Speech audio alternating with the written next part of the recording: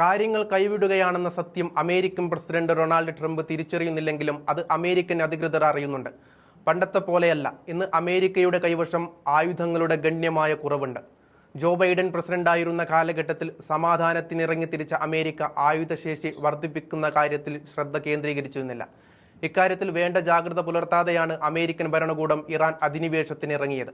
ഇസ്രയേലിനെ സഹായിക്കുക എന്നത് മാത്രമാണ് തങ്ങളുടെ റോൾ എന്ന് പറഞ്ഞ് ഇറാൻ യുദ്ധത്തിനിറങ്ങിയ അമേരിക്കയ്ക്ക് ഇപ്പോൾ പൂർണ്ണമായും യുദ്ധത്തിന്റെ ചുമതല കൈവന്നിരിക്കുകയാണ്. ഇതോടെയാണ് ആയുധക്ഷാമം എന്ന രൂക്ഷമായ പ്രതിസന്ധി അമേരിക്കയെ തുറിച്ചു നോക്കുന്നുണ്ട്.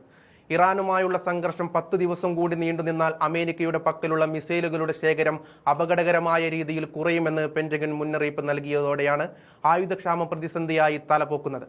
ഇറാനിലെ ഉന്നത നേതാക്കളെ ലക്ഷ്യമിട്ട് പ്രസിഡന്റ് ഡൊണാൾഡ് ട്രംപ് ഉത്തരവിട്ട സൈനിക നീക്കം 4ാം ദിവസത്തിലേക്ക് കടക്കുമ്പോഴാണ് ആയുധ ദൗർലഭ്യത്തെക്കുറിച്ചുള്ള റിപ്പോർട്ടുകൾ പുറത്തുവരുന്നത്.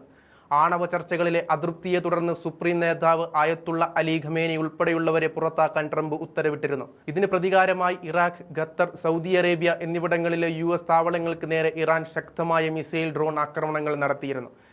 ഇസ്രയേൽ, യുക്രൈൻ തുടങ്ങിയ സഖ്യകക്ഷികൾക്ക് വലിയ തോതിൽ ആയുധങ്ങൾ നൽകിയതും കഴിഞ്ഞ വർഷത്തെ പോരാട്ടങ്ങളിൽ 25% താഡ് ഇന്റർസെപ്റ്ററുകൾ ഉപയോഗിച്ചതും US-നെ പ്രതിസന്ധിയിലാക്കിയിട്ടുണ്ട്.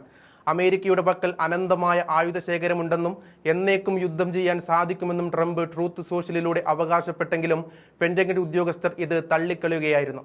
ഇറാൻ പ്രതിമാസം 100-ലധികം മിസൈലുകൾ നിർമ്മിക്കുമ്പോൾ US-ന് പ്രതിമാസം 6 മുതൽ 7 വരെ ഇന്റർസെപ്റ്ററുകൾ മാത്രമേ നിർമ്മിക്കാൻ സാധിക്കുന്നുള്ളൂവെന്ന് സ്റ്റേറ്റ് സെക്രട്ടറി മാർക്കോ ലൂബിയോ ചൂണ്ടിക്കാട്ടി.